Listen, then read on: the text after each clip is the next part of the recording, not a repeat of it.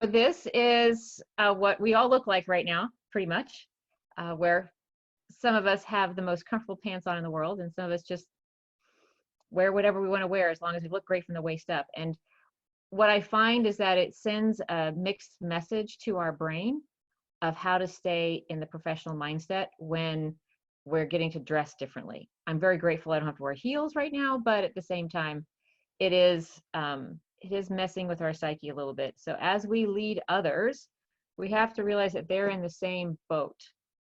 And why this mattered, why did I feel that I could actually offer this? I've worked virtually since 2002. The first one was a geographically displaced employee. I was consulting for a DC company and was moving in the military. But I've worked virtually for a consulting firm. I've worked for a learning platform company. And then I've been working virtually with several coaching entities.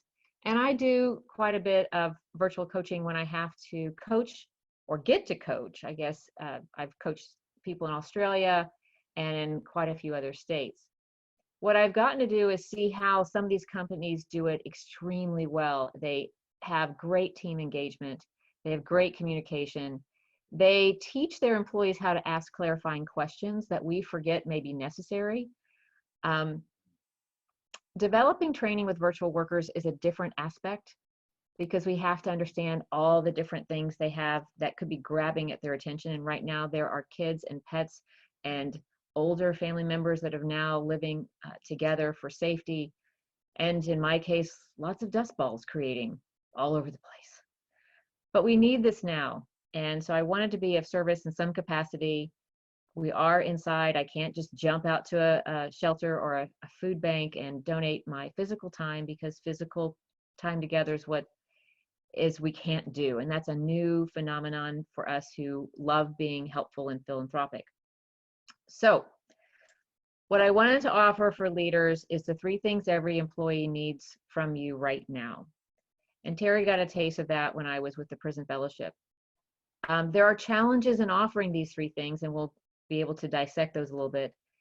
Identifying the challenges your team is facing and won't tell you, kind of identifying and understanding why they may not share with you, but what they won't tell you. And then getting creative and meeting the unique needs of those you manage. And that's when we'll kind of start a discussion on technology and simple things that make a big difference. There are 3 things that every employee needs from you now. And when you hear them, you're going to realize they need them from you all the time. But if they don't have them yet, or you kind of wonder if they do, now is the perfect time to evaluate how to deliver those 3 things and how to make it part of your culture when you return. And the 3 things I'm talking about is safety, belonging, and dignity. Brene Brown brings this quite often into the conversation. She will remind leaders that there is no such thing as courage without being vulnerable. And part of that vulnerability is understanding how to create a safe space psychologically for yourself and your employees, as well as understanding what physical needs they need as well. Now, right now, we are all about physical safety. So that is front and center, but we forget the psychological aspect to that often because we ourselves are extremely vulnerable as well, and we're not used to that either. A sense of belonging is how to be included. In most cases, Tina Fey was great about bringing this up, being a good boss meant hiring great people and getting out of their way. Right now, you may or may not have great people, and even the great people that you have at the office may not be that great in the current quarantine situation that they're in. So last of the 3 of these is dignity, and we'll kind of jump into how that might be different now than at the office. I'm going to go back here a slide. I want to expand upon this just a little bit before I get into the challenges delivering these, because I really want to share with you how I learned about these, not originating from a coaching aspect. It was really from understanding the psychology of fearful employees. When they really came down to what it would take for them to stay, it was these 3 things. If they knew that they had physical safety, which we currently have and wherever we are, and if their in a safe environment personally. And there may not be anything we can completely do about where they've chosen to quarantine unless we have some really good conversations. Psychologically is going to be, can they tell you what they need to tell you so they can produce their best work? Will they reveal to you what they're scared of, what they're frustrated by? Will they communicate these things knowing that they won't be used against them when push comes to shove? Being able to communicate with them that their job is safe. Not all of us can say that right now. We want to. We want to say, yes, I got your back. But financially, when things come to a head, although we may want to have their back, we have to make hard decisions. And communicating how that decision was made is the best psychological safety you can offer so that they can unpack it themselves and not take it personally and lose trust. Belonging is simply getting to be in the conversation of what is everybody doing, how are they doing it, and how they fit. And we'll kind of talk a little bit more about that when we talk about fears and frustrations. Dignity is having the dignity to tell them what hard choices you're having to make, what's coming down the pipeline, what you're having to decide, why each person gets the work they get, why you may not be calling them as often as they want you to. And these are conversations you need to have with everyone, because, and you're not used to having them. And that's what drives us into the challenges. The challenges in offering these three things, well, there's plenty of them. One, you may not have all the answers, not that you've ever needed to have all the answers. I'll share with you what I've learned about the imposter syndrome. The imposter syndrome is when you think you're supposed to know more than you do for the respect, the title, the position, the pay that you get. And what we forget is that you're in that position, the title, the pay, to use your network of influence to help others find the answers, not having to know them. So if we think we have to have all the answers, we're already undermining ourselves right then. So your challenge is going to be understanding how to maximize your network to help answer the questions of your people and be able to say, I don't know when you don't know, and then brainstorm how to find out the information if it exists. But the challenges in offering these three things to your people may be the situation you're in, maybe the situation of your feeling safe with your company, if you belong and are in on the conversations, and do you feel treated with dignity as well? But if I were to unpack it, this is one of my favorite sayings and one of my least favorite sayings. If it doesn't challenge you, it doesn't change you. Because I don't want you to change. That's the difference. I want to change your perspective, because if I change your perspective, that's where change happens organically. But challenge does bring growth. And if it doesn't challenge you, there will be no growth. So I'd rather it say growth, not change. Here are the other challenges that are going to come down the pipeline if this situation we're in becomes more tense or has some underlying results that we weren't expecting or didn't want to see happen.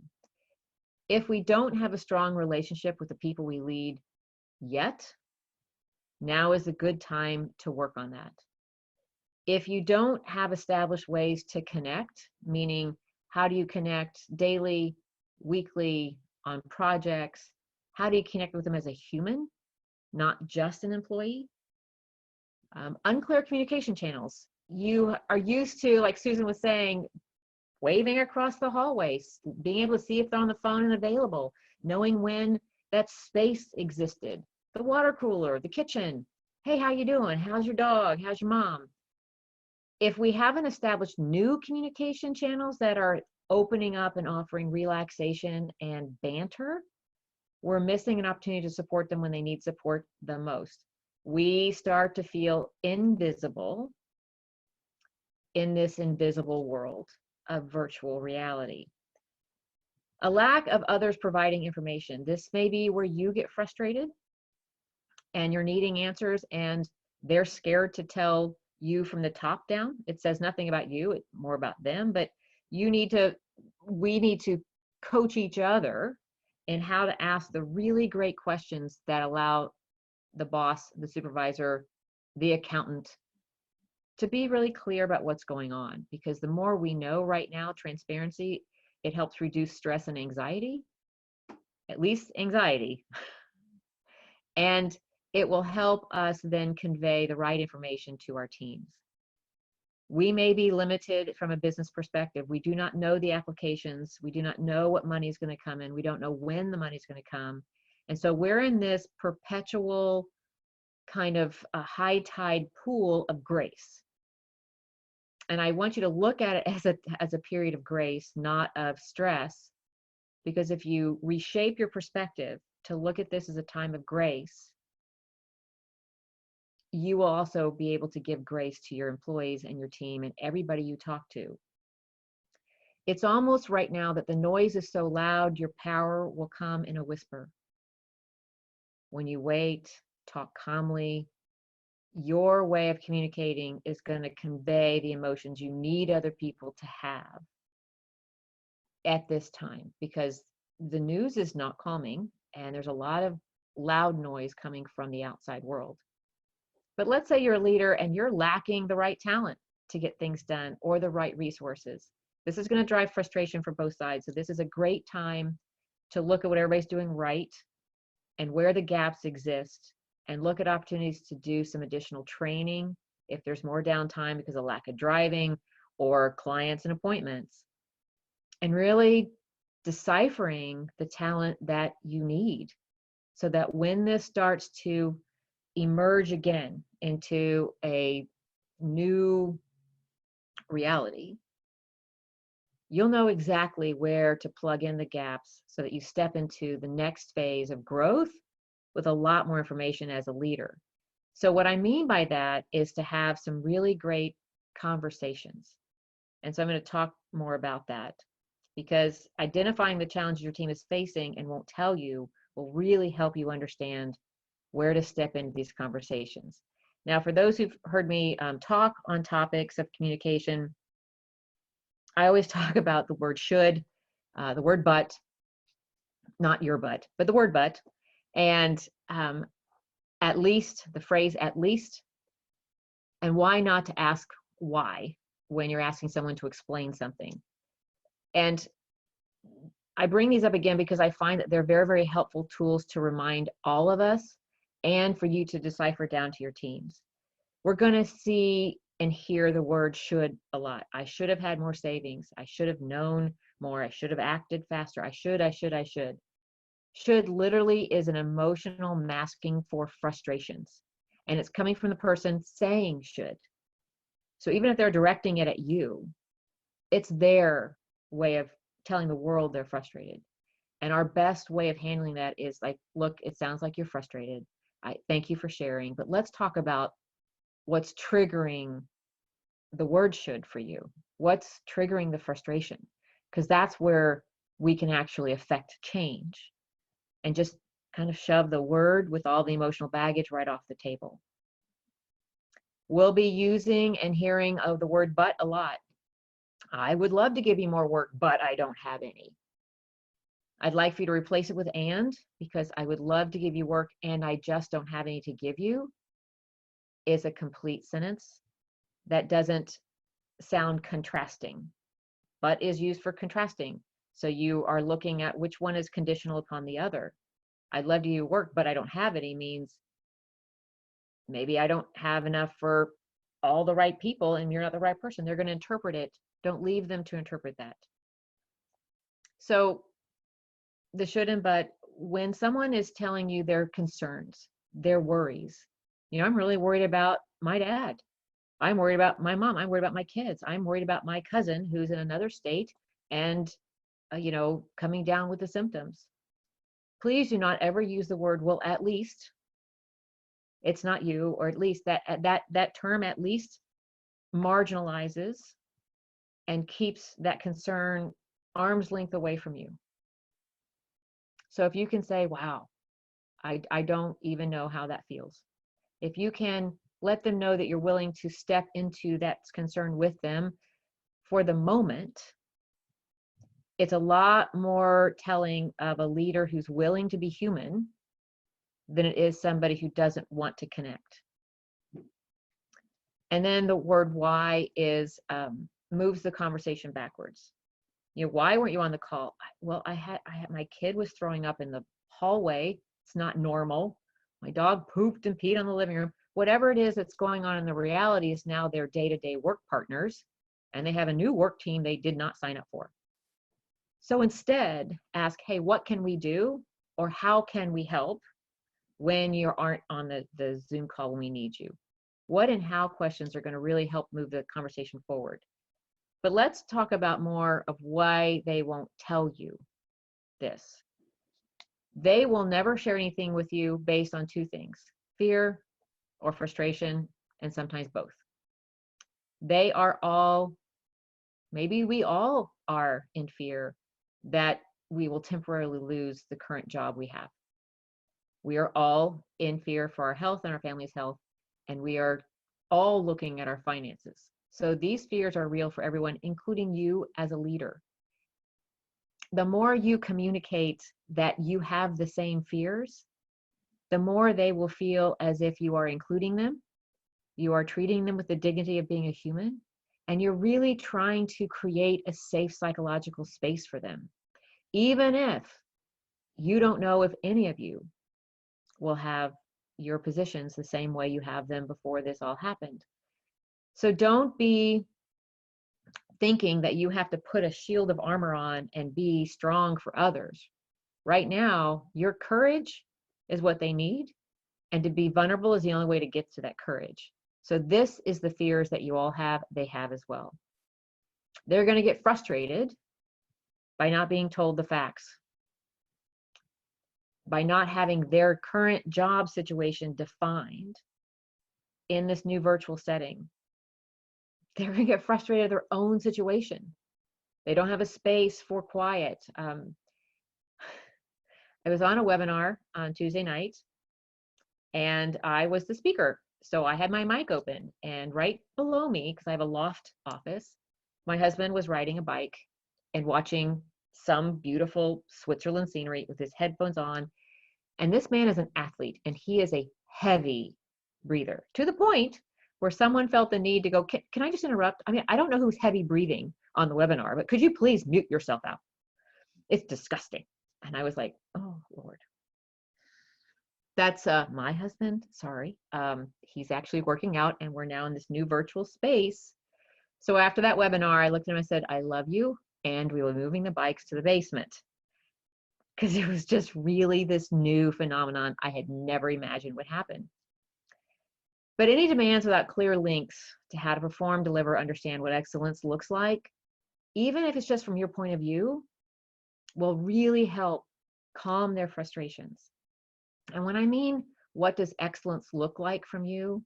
You may be having to shoot off the hip here and say, you know, for me, excellence is you telling me exactly when I know you've got quiet space, so if I need to call you, I can. That you're in connection with the people that you need work from in a respectful manner. That you let us know when your work situation has gone, looking like a dropped pie and kids are crying. Let us know. Just keep an open. Whatever it is that you feel excellence looks like, from your point of view, sometimes is all it takes to allow them to know that they can step up to that standard and do it. Everybody wants to succeed. We get up every day to be our best, including them and including you. So clearly communicating what excellence looks like from each of the different perspectives. In fact, you can even ask that of your employee. What does excellence look like to you from having a boss? What can I do to know what to deliver? And this is when it comes to really that creating that safe psychological space. It all comes down to communicating with respect and including them. I mean, they're all linked, so it's hard to have one without the other. The interesting thing about that is now we have to get creative about meeting the unique needs of those you manage, including yourself and your family life, including your furry coworkers, which I have. And I have one dog who can clear a room with a fart. So I have candles, a lot, whatever it takes. So what I wanted to do was just offer up some ideas I've actually experienced as an employee virtually that I thought was brilliant, and what we've started to implement across different groups that I'm a part of. So one of the, let me see where I'm going here. Yes, so this is a safety, inclusion, and dignity. So I'm going to go to this page here because I want to talk about how to creatively make sure your team is safe. And it's not just sending them a survey or calling them and quizzing them on their hygiene. It's asking them what is their biggest fear. This is where communicating is. But there's actually a platform that I can talk about. So it's not a new platform. It's I think it was devised for social interaction, but it's called Marco Polo. And oddly enough, it's the symbol. It's a free app on all smartphones. And it has a beach ball symbol as if you're, Marco Poloing, throwing a beach ball back and forth. And it allows you to create groups, and you literally can get on there and ask a question. It's a video question. You say, hey, I'm working on this, and here's my question. Boop. And it goes to the group. And whenever they have the space, they can actually say, oh, I've got a Marco Polo. They go in and like, okay, oh, that's not me. Okay, but I can say, hey, I'm not working on that, but I know Doug is. If you want to text Doug, you literally can video chat with each other, and it's a volley of videos without interrupting, without hearing a screaming child, without, wondering what's going on, why they won't answer their phone. So check out any of the social apps that you can actually implement during this brief time. Even those who work in security, if you're virtually working, this is an app that you can implement outside, as long as you have protocol conversations. You can't talk about anything confidential. You're just saying, hey, I'm on 1A, whatever it is, you can create those parameters of true safety. We call it, using the acronyms and the codes. For example, my husband has a security clearance. I do not. I know that I've been reviewed as a security risk, so I'm kind of your discount security clearance if you ever need to give me one. But he has one, I do not. So he knew that we would get together socially, and people drink wine at these events and champagne and beer. And he started realizing, he said, because he's an extrovert, he comes home and wants to talk about work, but he could really put himself and me in a bad position if he talks about things at work using people's real names. So he started making call signs for people. And that was a brilliant thing to do, because now when we go to parties, regardless who I'm talking to, I can't, even if I were to share a story, all the call signs, they would not know or recognize who I was talking about. And I thought it was a brilliant way of keeping things secure within a secure environment and not putting anything else at risk outside. But a Marco Polo app may be something to look at that allows you to see each other's faces. And the reason I say that is I actually create a group and put every single family member in it. They have I've got 90-year-olds trying to learn technology here. We're getting them on. But now you can actually keep all of those videos, and it's on the cloud, so it's not on anybody's database. And you can go back and rewatch videos. So now you've got proof of conversations, and it's like a video checklist. It's a brilliant use of a social platform that has multiple ways of interacting. There's a lot of people who are using Slack. We know that all texts are 100% open, so you can use texting as long as, again, anybody in a secure environment has to create protocol in order to communicate well, and your email. But in your email, you need to remember that you need to start off every email friendly, as if you're smiling. So because you always can't put a video in your email, which some people can, there is something called Loom that you can now use. It's also a free plugin for your laptop. So if you use Loom, it'll actually create a bubble video, and you can point and click over documents on your email. So you can actually send an email, send a document with a Loom video, and you can walk them through what you're talking about. But let's say we're just emailing each other. This is when your email communication needs to be kind and friendly. Hi, how are you? Thanks for the last email. You have to now type out a physical smile greeting before you launch into it. And it's very different than maybe a lot of us have had to communicate quickly and efficiently while we're in the office, because we can wave to people and send them an email. They can put the two and two together. Now they can't. So when you do this type of communicating and whatever apps you use, this is your chance to drive safety, inclusion, and dignity. So questions you can ask to start conversations to elevate your team engagement is being willing to offer this information and asking yourself, where does this person's work fit in the big picture, and how can I let them know where they fit?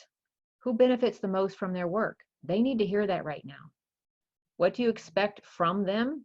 They need to hear that with clarity. You need to set them up for success. Here's what I need from you. Here's what I want it to look like. Please go ahead and feel brave enough to be creative if you've got better ideas.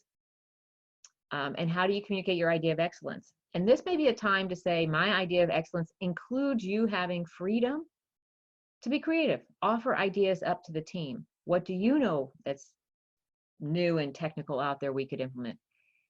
Giving people some autonomy to offer some creative idea that might help connect the team. It does have to have an intent of connecting the team, not just order out food. But giving them that verbal freedom and permission is what is required. Everything now has to be really clearly communicated. Dignity. How you communicate says everything about the leader you want to be. How you listen says more. Making time for them is going to be a new norm for you. What you provide for them to be successful is something you need to evaluate. What you provide as professional challenges is going to say that you want them to stay growing, even though we're in this new virtual business as unusual. How you help them grow means you're willing to invest in them. And whenever you water a plant, the plant feels as if it can take root. So when you have these, even now, in this craziness, and they're sitting at home in their pajamas and you're in your pajamas, asking them what challenges they would like to see made available to them now or when they get back in the office is a conversation that gives their brain a recess from all the unknowns. It allows them to dream, be a little bit creative, and steps them out of worrying about right now. And your effort to have that conversation means to them that you want to keep them. And it gives them inner hope. And it relaxes them. So I keep bringing the safety, inclusion, and dignity back to keep that front of mind for you.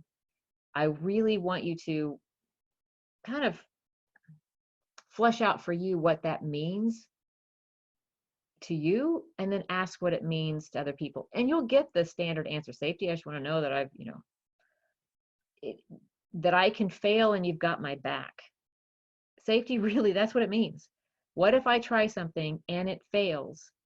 I need to know that you're okay with me failing, so I learn. So this is a good time to say, here's where we tolerate failure. Here's where we can't go to failure. And knowing that line allows people to breathe and learn up to that line, and they know they can't cross it. And what I mean by that is the companies that survive and thrive when they are the ones who allow creativity to be part of the conversation, and creativity comes from being able to fail and learn. Period. And now is a time to let them know where that space is to try new ideas, especially if they have downtime. So you've got people that could be employed underneath you that are single and now completely alone. No pets, no kids, nobody they can actually spend time with. This is the time to let them know where they can actually explore and be creative as part of their job.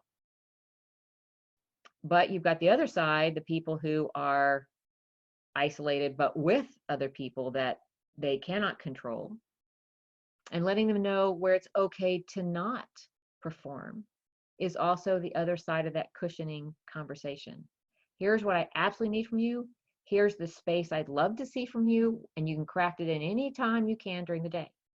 But this is the time you're going to have the no kidding, really good forms of communication set up and the hard conversations that let them know all they can know and where they can grow.